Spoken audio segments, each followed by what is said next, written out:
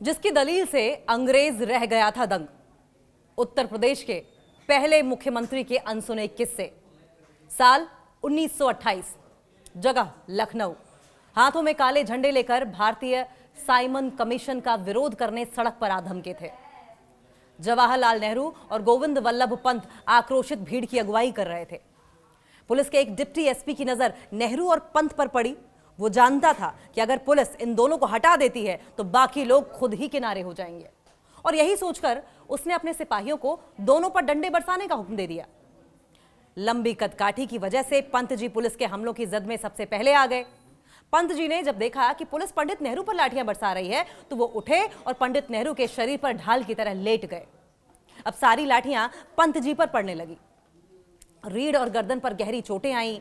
कभी उनकी कमर सीधी ना हो पाई, लेकिन शारीरिक अक्षमता के बावजूद पंडित गोविंद वल्लभ पंत ने देश की आजादी की लड़ाई और उसके बाद हिंदुस्तान को गढ़ने में जो भूमिका निभाई उसे शब्दों में बयां नहीं किया जा सकता।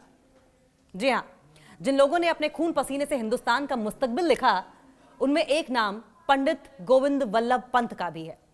उत्तर प्रदेश के पहले मुख्यमंत्री पंत जी ने न सिर्फ अंग्रेजों के कई कानूनों के खिलाफ अपनी आवाज बुलंद की, बल्कि उन्हें खत्म भी कराया। कुली बेगार सिस्टम भी उन्हीं में से एक हुआ करता था। अब ये कुली बेगार सिस्टम क्या है? दरअसल जब भी कोई ब्रिटिश अधिकारी या फिर फौज एक गांव से दूसरे गांव जाती थी तो ग्रामीण उनके बक्से, तंबू और दूसरे सामान अपने कंधों पर उठाकर मुफ्त ढोया करते थे। इसे ही कुली बेगार सिस्टम कहा जाता था। कुली बेगार सिस्टम के अलावा उत्तर प्रदेश के मुख्यमंत्री के रूप में गोविंद वल्लभ पंत जी ने जमींदारी प्रथा को भी खत्म किया। पंत जी के बारे में जानने समझने से पहले एक सवाल जो आपको बेहद बचकाना सा लग सकता है, जबकि सवाल का पंत जी की पर्सनैलिटी से बड़ा गहरा संबंध है। सवाल सीधा है, एक वकील क्या करता है, यानी उसका काम क्या है? जवाब आप जानते ही हैं। कानून की पढ़ाई करने वाला पेशेवर शख्स जो लोगों को कानूनी सलाह देता है, अदालत में उनका पक्ष रखता है और कानूनी दस्तावेज तैयार करता है। तो इस लिहाज से एक वकील पैसा लेकर किसी का भी केस लड़ सकता है, पर गोविंद वल्लभ पंत उन वकीलों में से नहीं थे जो सिर्फ केस लड़ते हों। वे सिर्फ सच्चे केस लड़ते थे। वीडियो में आगे पंत जी की वकालत से जुड़ा एक और रोचक किस्सा बताएंगे, लेकिन उसे जानने से पहले थोड़ा पंत जी के शुरुआती जीवन के बारे में जान लेते हैं। गोविंद वल्लभ पंत का जन्म अविभाजित उत्तर प्रदेश के अल्मोड़ा के खूंट गांव में 10 सितंबर 1887 को हुआ था। तब उत्तराखंड नहीं बना था, तब ये पूरा इलाका उत्तर प्रदेश के नाम से ही जाना जाता था, और ये बात है 10 सितंबर 1887 की। मां गोविंदी बाई के नाम पर नाम मिला उनका और नाम पड़ा गोविंद वल्लभ पंत। जन्म भले ही अल्मोड़ा में हुआ था, लेकिन थे महाराष्ट्र मूल के। पिता सरकारी नौकरी में थे और इसलिए ट्रांसफर होता रहता था। नाना के पास ही रहकर पढ़ाई लिखाई की। बचपन में वजन थोड़ा ज्यादा था उनका, इसलिए दूसरे बच्चों के साथ बाहर खेलने के बदले अक्सर एक ही जगह चुपचाप बैठे रहते थे, जिस वजह से परिजन उन्हें थपुआ कहकर चिढ़ाते थे। पर अपने बहनों से थपुआ कहलाने वाले पंत पढ़ने लिखने में काफी होशियार थे। 18 वर्ष की उम्र में पंडित जी गोपाल कृष्ण गोखले और मदन मोहन मालवीय को अपना आदर्श मान चुके थे। कांग्रेस के सत्रों में स्वयं सेवक यानी कि वॉलंटियर्स के रूप में काम करना शुरू कर चुके थे। 1907 में उन्होंने कानून की पढ़ाई करने का निर्णय लिया और इलाहाबाद यूनिवर्सिटी से पढ़ाई पूरी करने के बाद 1910 में अल्मोड़ा में वकालत करने लगे। उस दौरान की कहानी अक्सर दोहराई जाती है। कानून की पढ़ाई के दौरान स्वर्ण पदक पाने वाले पंत जी ने एक बार एक अंग्रेज जज के सामने बहुत मजबूत तर्क रखे। एक भारतीय की जुबान से ऐसी दलीलें सुनकर जज तिलमिला गया और खींचकर उन्हें अदालत में बोलने से मना कर दिया, जिस पर पंत जी ने भी पूरी ठसक से कह दिया कि वे खुद ही उस अदालत में कदम नहीं रखेंगे। दिसंबर 1921 में पंत जी गांधी जी के आह्वान पर असहयोग आंदोलन के रास्ते खुली राजनीति में उतर आए। पंत जी थे भले ही गांधी जी के सिपाही, लेकिन क्रांतिकारियों पर जान छिड़कते थे, और ऐसा ही किस्सा आपको चलिए सुनाते हैं। 9 अगस्त 1925 को लखनऊ के पास काकोरी नाम के गांव के पास ट्रेन से सरकारी खजाना लूट लिया गया था। इसका मकसद ब्रिटिश सरकार का खजाना लूटकर क्रांति के लिए हथियार खरीदना और स्वतंत्रता आंदोलन को रफ्तार देना था। लेकिन बाद में सभी क्रांतिकारी पकड़ लिए गए। यह घटना इतिहास में काकोरी कांड के नाम से मशहूर हुई। पंत जी ने उन क्रांतिकारियों के मुकदमे की पैरवी में जी जान लगा दी। 1927 में रामप्रसाद बिस्मिल और उनके साथियों को फांसी के फंदे से बचाने के लिए पंत जी ने पंडित मदन मोहन मालवीय के साथ वायसराय को खत भी लिखा था।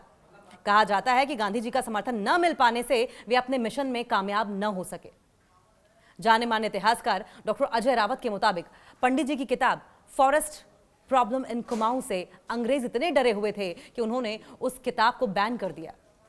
बाद में इस किताब को 1980 में फिर से प्रकाशित किया गया, पब्लिश किया गया। गोविंद वल्लभ पंत के डर से ब्रिटिश हुकूमत काशीपुर को गोविंदगढ़ कहा करती थी। बताया जाता है कि 1921, 1930, 1932 और 1934 के स्वतंत्रता संग्रामों में लगभग 7 साल जेलों में रहे वो। मार्च 1945 तक वो कांग्रेस कमेटी के दूसरे सदस्यों के साथ अहमदनगर किले में 3 साल तक नजरबंद भी रहे और इस दौरान पंत जी की सेहत दिनों दिन गिरती जा रही थी, जिसे देखते हुए जवाहरलाल नेहरू ने उन्हें रिहा करने की अपील की और पंत जी को छुड़वाने में कामयाब रहे। उत्तर प्रदेश के मुख्यमंत्री पद पर रहने के दौरान उनकी ईमानदारी का एक अनूठा किस्सा भी बड़ा मशहूर है। एक सरकारी बैठक के बाद जब चाय और नाश्ते का बिल उनके पास आया तो उन्होंने सरकारी खर्च पर नाश्ता पास करने से साफ मना कर दिया। उनका कहना था कि मीटिंग में सरकारी खजाने से सिर्फ चाय की अनुमति है, चूंकि नाश्ते का व्यक्तिगत आनंद उन्होंने खुद लिया है, इसलिए उसका भुगतान वे अपनी जेब से करेंगे। पंत जी अपनी सख्त और नैतिक प्रशासनिक शैली के लिए जाने जाते थे, जिससे कि सांप्रदायिक ताकतों पर लगाम लगी रही।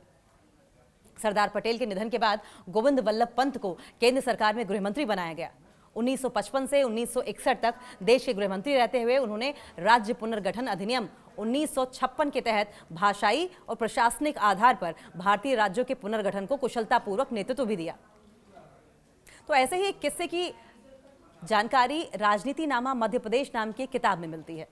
किताब के मुताबिक यदि गोविंद वल्लभ पंत विरोध नहीं करते तो मध्य प्रदेश में और मध्य प्रदेश के 4 जिले ग्वालियर, शिवपुरी, भिंड और मुरैना को उत्तर प्रदेश का हिस्सा बना दिया जाता और बुंदेलखंड के 4 जिले झांसी, बांदा, हमीरपुर और जालौन को मध्य प्रदेश में मिला दिया जाता।